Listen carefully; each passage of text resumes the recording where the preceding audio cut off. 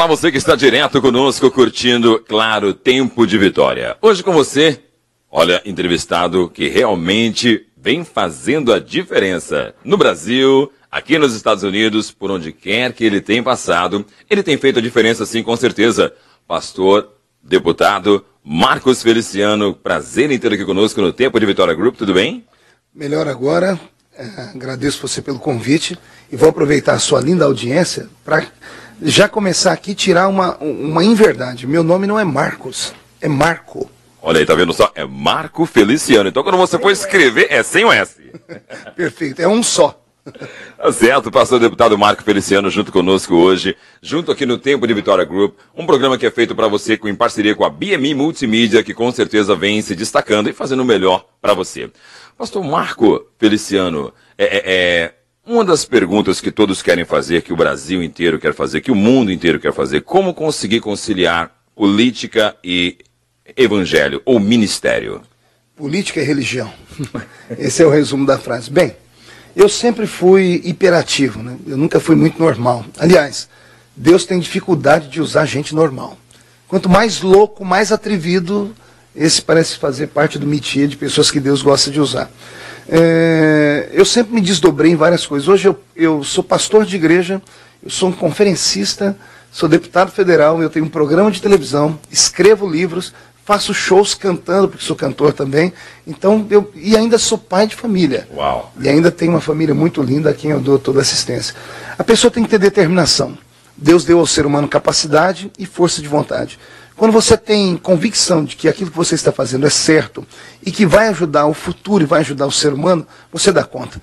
Então, como pastor, eu consegui viajar o mundo todo, mais de 70 países do mundo onde eu preguei, mais de 2.000 cidades no Brasil, e de repente, ainda novinho, nasceu a chama, né, a centelha da política, e olha que eu preguei contra a política a vida inteira.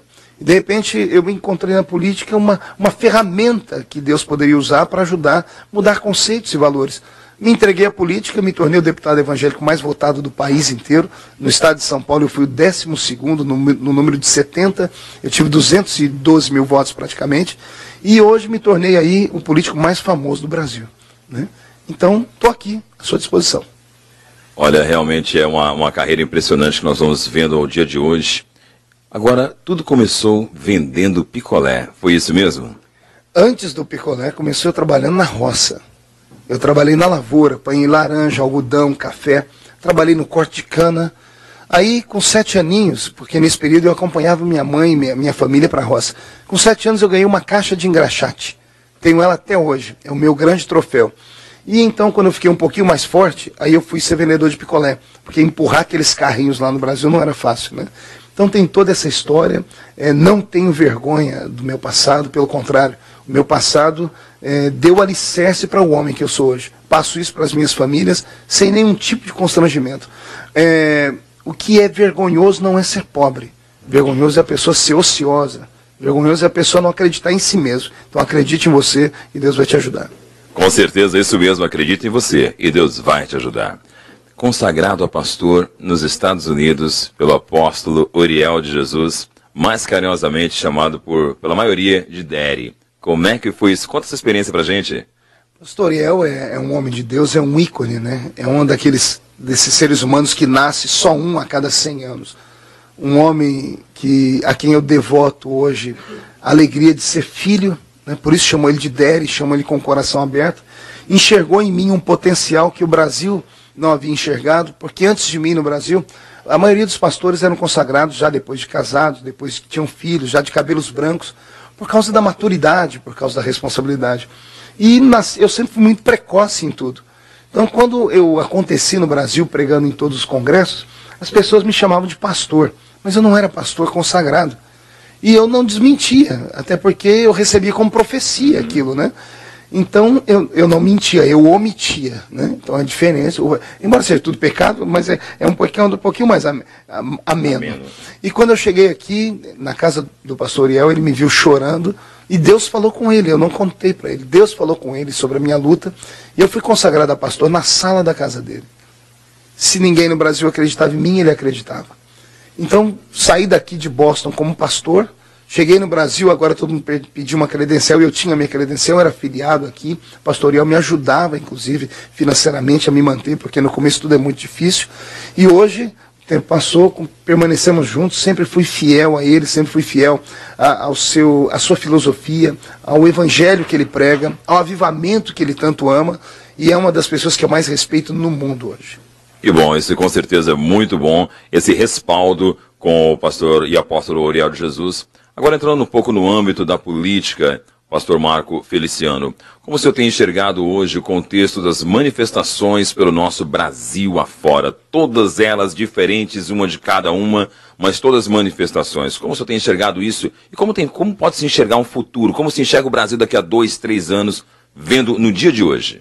Olha, você tocou num assunto aí que seria o calcanhar de Aquiles, né? O Brasil, ele vem sendo maquiado. Economia, estilo de vida, progresso, tudo isso vinha sendo maquiado.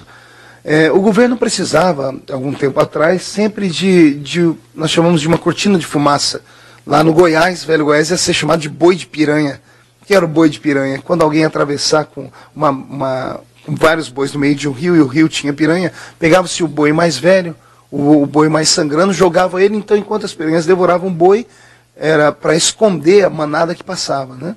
Então o Brasil sempre usou isso. No mês de março, quando eu assumi a Comissão de Direitos Humanos, acho que as pessoas que são inteligentes começaram a perceber por que tanta euforia, tanta informação acerca de uma comissão que até ontem era desprezada. Porque um deputado, que eu era um deputado mediano, nunca fui do alto clero, porque alguém fica 90 dias no Jornal Nacional? Se torna matéria no mundo inteiro. Eu dei entrevistas para mais de 70 emissoras do mundo. Por que todos os jornais do mundo divulgam isso? Por que o Brasil parou por 90 dias em cima do assunto que era Marco Feliciano? Quem conhece política sabe que quando eles querem esconder alguma coisa, eles lançam outra. Marco Feliciano foi a cortina de fumaça. A Comissão de Direitos Humanos foi a cortina de fumaça para esconder o que de fato tinha debaixo do tapete, que era um país que estava com a sua economia com problema, que tinha inúmeras insatisfações do povo. E quando começou tudo isso, a presidente Dilma tinha 76% de aprovação do povo, da população brasileira. Quando esgotou o assunto, porque tudo enfada, já não tinha mais o que falar do Marco Feliciano, pegaram meus vídeos na internet, criaram mentiras, frases, me rotularam e tentaram me derrubar, e para surpresa de todos eu permaneci. A revista Isto É do Brasil me colocou na capa e a frase era: o homem que afrontou o Brasil. E embaixo: por que é que ele não cai? Porque todos os políticos, por muito menos, teriam tombado. E aí eu já respondi isso: eu não caí porque eu não vim sozinho. Tem uma igreja no Brasil de 50 milhões de evangélicos que da noite para o dia começaram a orar por mim. Nunca houve uma unanimidade entre os evangélicos no Brasil. Dessa vez houve. E daqui a pouco as entrevistas que foram abrindo para eu falar, como no programa do Ratinho, no programa do Amaury Júnior, no Pânico, até no programa de humor, que era do Danilo Gentili, a população brasileira parou para me ouvir e começou a reverter o pensamento. Então o homem que era para morrer, hoje, eu estou muito fortalecido, hoje eu despertei a igreja toda para a política, eu provei que é possível ser pastor e continuar cheio do Espírito Santo, é possível ser um homem público e um homem que tenha sua ideologia, que pratique a sua fé, e que saiba tramitar em todos os lugares. Isso despertou a nação. Resultado: quando o assunto Feliciano esgotou, eles não tinham do que falar. E aí começaram a mostrar a realidade. A economia em decadência, 1 quilo de tomate no Brasil chegou a ser mais caro do que 1 quilo de picanha. Quando o Brasil acordou, era tarde. Aí o povo se revoltou e veio para as ruas. Pegaram uma carona nas manifestações, viram que no grito se resolve, chama a atenção da mídia, porque entraram dentro da comissão do pastor Marco, pararam o parlamento. O povo foi para a rua. Então eu acredito que eu tive até uma parcela de cooperação em tudo isso, né? E o povo foi para as ruas e se movimentou e de repente o Brasil parou.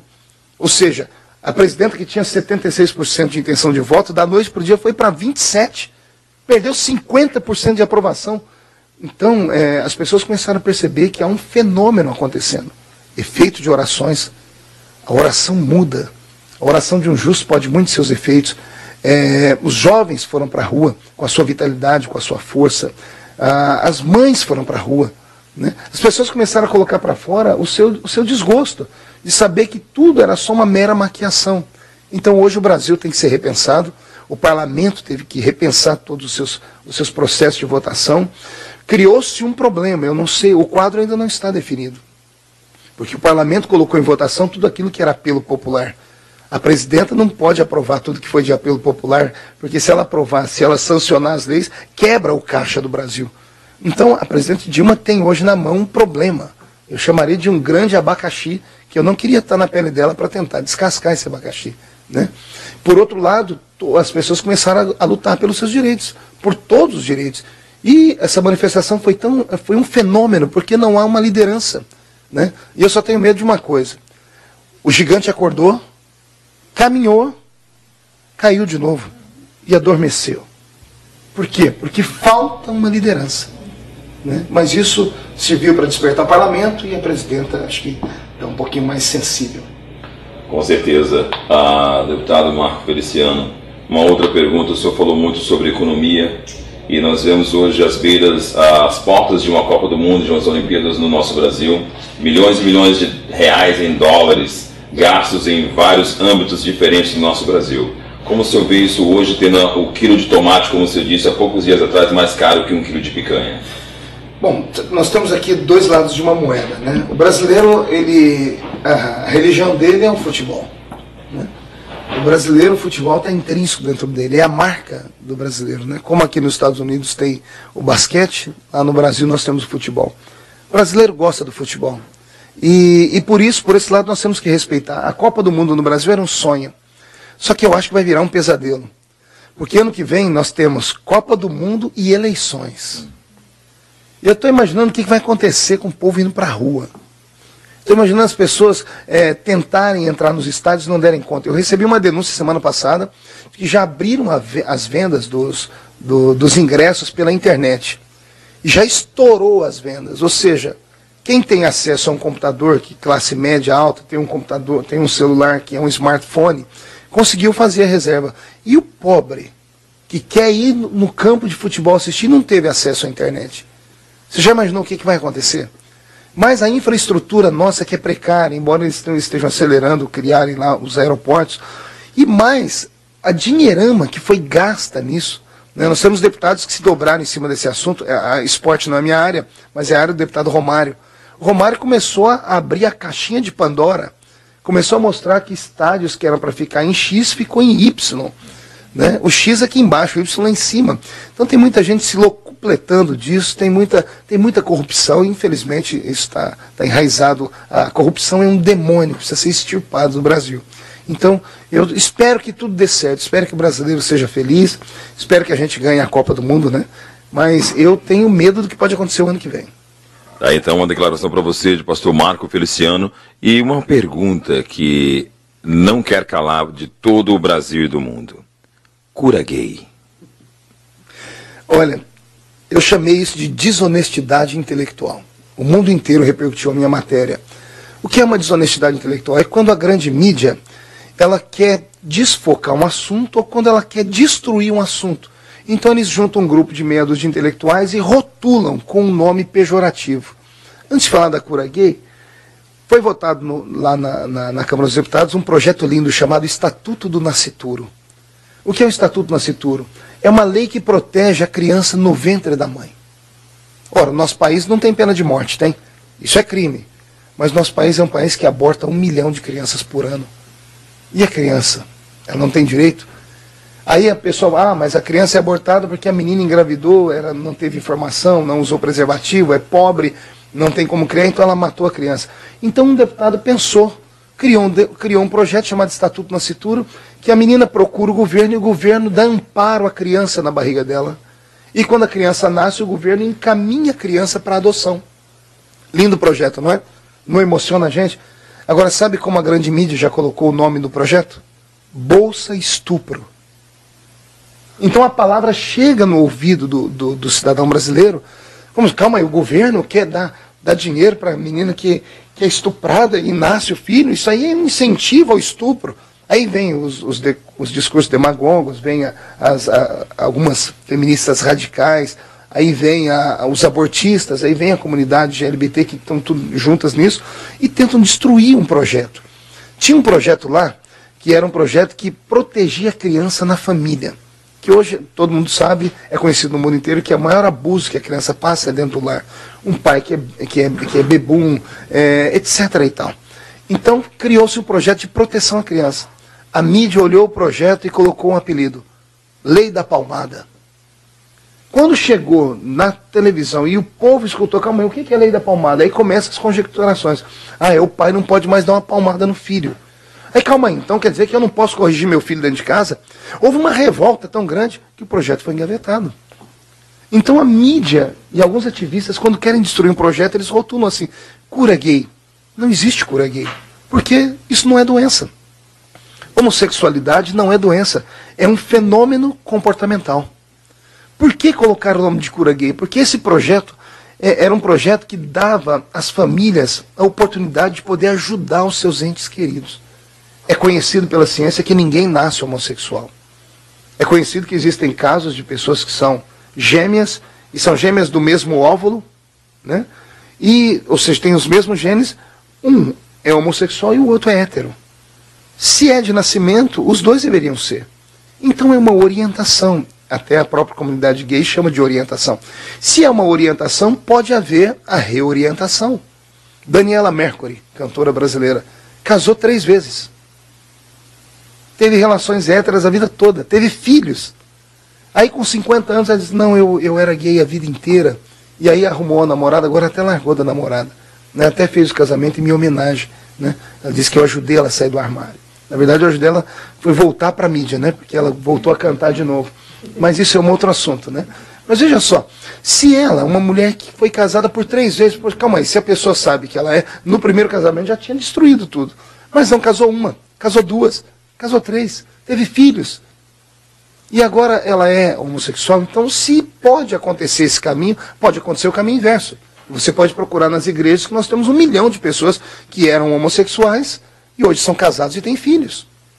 Inclusive, no estado do Paraná, tem uma psicóloga chamada doutora Marisa Lobo. Ela tem colhido assinaturas e depoimentos de famílias que hoje saíram da homossexualidade e são casados, e ela vai trazer a ONU. Eu vou vir com ela, porque a ONU defende só o direito dos homossexuais e o direito de quem não quer ser homossexual. Porque esse direito é vilipendiado no Brasil, pelo Conselho de Psicologia Federal, que tem uma resolução que diz assim: o psicólogo brasileiro é proibido de discutir o assunto da homossexualidade publicamente ou de tentar reverter uma pessoa.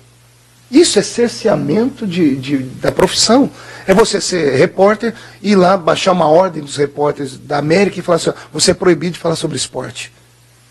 Ou seja, é um médico fazer qualquer tipo de medicina, quer dizer, você é proibido de cuidar do caso de pessoas do osso. Então, não se pode cercear o direito de ninguém. Mas no Brasil, o psicólogo tem o direito dele cerceado. Tem vários psicólogos no Brasil que perderam a sua carteira, estudaram a vida inteira, ajudaram pessoas na sua reorientação. As pessoas ficaram livres daquela angústia interior. O assunto esparramou. O Conselho de Psicologia Federal do Brasil, que é dominado pela comunidade LGBT, isso eu falo com conhecimento de causa, porque já tive vários embates com eles. Então, é o único Conselho do Brasil que baixou essa resolução, e essa resolução fere o artigo 5º da Constituição Brasileira, que é o direito de ir e vir, o direito de expressar a sua opinião, o direito de ter um trabalho digno e poder trabalhar dentro daquilo. Então, pessoas perderam seu emprego. O deputado João Campos, porque esse projeto não é meu. Daí a desonestidade intelectual. Colocaram como eu sou autor do projeto. Eu nunca fui autor desse projeto. Eu não sou relator do projeto. O projeto é do deputado João Campos, o relator era o deputado Anderson Ferreira, e eu sou apenas o presidente da Comissão de Direitos Humanos, que fiquei com esse abacaxi na mão. Porque a comissão não tinha projeto nenhum para votar, e eu era obrigado a fazer a nossa reunião semanal. O único projeto que tinha para votar era esse. E esse projeto só estava lá porque o grupo anterior a mim, da Comissão de Direitos Humanos, vasculhou esse projeto e trouxe ele ali para matar ele. Só que uma vez que o projeto foi colocado em discussão, o colegiado todo, por unanimidade, entendeu. Ouviram psicólogos, ouviram médicos. Quem votou foram advogados, delegados de justiça, porque a comissão tem uma série de pessoas. E eles entenderam que isso feria o direito constitucional. Então, o projeto, que é o PL 234, ele retirava essa resolução feita só pelo Conselho de Psicologia. Aí veio a mídia toda, que é tomada pelo movimento gay, boa parte da imprensa hoje milita. e isso aqui fica uma palavra minha para vocês que são da imprensa, isso é um pecado. Nenhum jornalista deveria ser parcial, porque ele tem que levar a notícia e não fabricar a notícia. Não pode ser uma mídia, que no Brasil nós chamamos de mídia marrom, né? É a mídia, que é uma mídia que navega na esgotosfera, né? Dentro do esgoto, é a mídia que pega alguém para destruir. E foi isso que aconteceu comigo. Não me deram oportunidade para falar, eu tive que andar com segurança, eu tive as minhas igrejas depedradas, eu tive as minhas filhas, eu tenho 2 filhas pequenas, os ativistas subiram em cima do meu carro, tiraram a roupa, mostraram a sua genitália para as minhas crianças, aos gritos, aos xingamentos. Eu fui hostilizado no Brasil, eu até hoje sou hostilizado. A mídia mostrou em um vídeo, o pessoal no avião, o piloto do avião ameaçou voltar para Brasília, dentro do avião criou-se uma revolta, as pessoas me defendendo, porque eu fiquei quieto, eu sou cristão, bateu de um lado o rosto e eu do outro, eu não vou me rebaixar ao nível deles.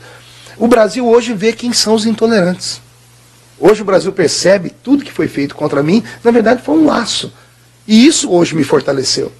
Então é muito difícil você lidar com pessoas que são intransigentes e com pessoas que não sabem brigar de maneira honesta. A honestidade no parlamento é o debate ideológico, é o debate de pensamentos. Tem que ter o contraditório. Vamos ao discurso, mas como eles não têm discurso, eles usam aquilo que Stalin ensinou, né? O stalinismo, que é destruir o seu adversário, conte uma mentira sobre ele várias vezes, porque a mentira contada várias vezes vira verdade. Segundo, destrua a imagem dele, coloque ele como um vilão. Pode ver que toda pessoa que fala eu não apoio o homossexualismo, ela é rotulada de homofóbico. E o que é homofobia? É violência contra gays. Que violência eu estou praticando quando eu digo que eu não aceito aquilo? E a liberdade de expressão? E a liberdade de consciência? Antes da liberdade sexual, o ser humano precisa da liberdade de consciência. Eu vivo sem a minha liberdade sexual, mas eu não vivo sem a minha liberdade de consciência. Porque se eu não posso pensar e se eu não posso expressar, eu não vivo, eu vegeto. Então é preciso que as pessoas parem, ouçam, aprendam sobre isso, se dobrem sobre esse assunto. Hoje é uma militância, aqui nos Estados Unidos eles são muito fortes. Tem um polonês chamado Lech Walesa, que ele é um Nobel da Paz. Ele ganhou o prêmio Nobel, não da Paz, ele ganhou o prêmio Nobel de defesa ao trabalhador braçal. É uma sumidade internacional. Lech Walesa publicou algo que perguntaram para ele o que ele achava do casamento de gays, ele disse assim, eu não concordo. Aqui nos Estados Unidos foram canceladas todas as agendas dele, ele que vinha para dar palestras e vive disso, a comunidade gay americana bloqueou todos os lugares que ele ia, colocavam faixa para os gritos, e todo mundo com medo cancelou a agenda dele. E Lech Walesa deu um depoimento dizendo assim, os gays castigam os héteros, porque eles têm voz e vez hoje em qualquer lugar. Eu não sou contra gay, eu nunca fui. O que a pessoa quer fazer em 4 paredes é liberdade dela. É de forma, quer transar com uma pessoa, quer transar com 10 pessoas, quer transar com um animal, quer transar com uma parede, com um objeto, é de foro íntimo dela. O que eu não quero é que isso venha para a rua, na cara da minha filha. Eu não quero estar num shopping e ser constrangido por 2 homens se beijando e se tocando sexualmente na frente de todo mundo, porque é o que as pessoas fazem. Se você chegar num casal hétero e falar para eles, olha, vocês estão dando escândalo, eu tenho criança aqui, eles vão entender na hora. Tente falar isso para um casal homossexual. Eles vão começar a gritar, homofóbico, vem a imprensa, a pessoa que fez a denúncia vai presa. Então nós vivemos debaixo de uma ditadura de uma minoria. E por isso foi rotulado esse título de cura gay, que eu repito, é uma desonestidade intelectual, porque nunca houve. Ou seja, hoje no Brasil, aqui talvez ainda tenha, mas no Brasil, a mãe e o pai que vê o seu filho crescer com algum transtorno, porque isso é causado ou por violência sexual, ou pela ausência da figura paterna, ou pela a figura paterna ser violenta demais, tudo isso gera na criança um transtorno. O que uma criança vê, ouve, sente de 0 a 12 anos, é o que ela vai ser no futuro. Então tudo isso é trauma. O pai que tem uma criança traumatizada, ele está perdido, porque ele não pode pedir ajuda de um psicólogo. Não no Brasil. Porque o psicólogo do Brasil, se fizer qualquer coisa, ele pode perder a carteira dele por causa desse projeto que foi sepultado. Sepultado não, foi retirado. Talvez no ano que vem ele volte. Tá certo, então olha aí, tá a opinião e o melhor, aos dizeres de pastor Marco Feliciano em relação ao chamado cura gay, para que você entenda melhor exatamente o âmbito e como isso surgiu, como isso vem acontecendo hoje no nosso Brasil. Pastor, e o que fazer em relação a isso hoje, então? Já que o senhor expressou para nós toda essa forma de tudo como aconteceu, o que fazer? Qual é a solução? Olha, é sabido que a comunidade homossexual é uma comunidade que sofre muito. Eles sofrem preconceito, sim, mas hoje o preconceito é maior entre eles do que do lado de fora, porque hoje todo mundo tem medo até de expor seu pensamento. Mas nem todos os direitos que eles conseguiram deu a eles a cura da sua angústia. Não estou falando de cura da sua homossexualidade, porque não tem cura, porque isso é um fenômeno de comportamento. Mas a angústia interior. Se você entrar no YouTube e procurar Jô Soares, entrevista Luiz Motti. O Dr. Luiz Motti é o maior representante da comunidade gay do Brasil todo. Se você vê a entrevista dele, você fica apavorado. Ele diz assim, num período de 20 a 40 anos eu tive 500 parceiros. E se você sentar com qualquer pessoa da comunidade LGBT, raríssimas vezes você vai encontrar alguém que tem uma união estável de fidelidade. Alguém que esteja junto há 10, 15, 20 anos. Até tem, mas o número é muito pequeno. Por quê? Eles buscam algo que não encontram nunca. Dr. Luiz Motti termina a entrevista dele para o Jô Soares e diz assim, Jô, eu não sou contra os héteros, não. Eu até quero que os héteros continuem casando e tendo filhos, porque os seus filhos vão ser os nossos namoradinhos depois. Ou seja, o Dr. Luiz Motti disse num programa nacional que ele quer que os héteros gerem filho para ele sodomizar os nossos filhos. E sabe como terminou? Ao invés da plateia ficar chocada, todo mundo assoviando e aplaudindo. Porque é um mundo anárquico. A linha que separa a democracia da anarquia é muito tênue. Então alguém precisa se levantar. E no Brasil ninguém nunca se levantou. Eu fui o primeiro a me levantar dentro do parlamento. Olha o que aconteceu comigo. Eu quase morri. Ou seja, eu fui citar um versículo da Bíblia, no Gênesis me chamaram de racista. Eu fui citar a carta de Paulo aos Romanos, me chamaram de homofóbico. Eu fui falar num casamento que o homem é a cabeça da mulher, assim como Cristo é a cabeça da igreja, me chamaram de misógino. Me falaram que eu era contra o movimento feminino, contra a liberdade das mulheres. Então eu não sei onde o mundo vai parar. Todo governo de esquerda é muito perigoso. O socialismo, ele caminha entre o céu e o inferno.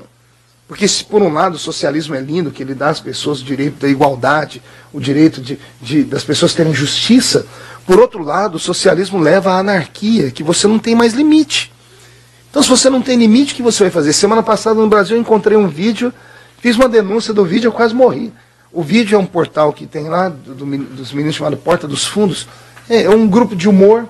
Eles botaram um vídeo de uma mulher com a perna aberta numa sessão com o ginecologista, e aí o médico, quando vai analisar, vai fazer um exame na mulher, ele começa a gritar que estava vendo Jesus na vagina da mulher.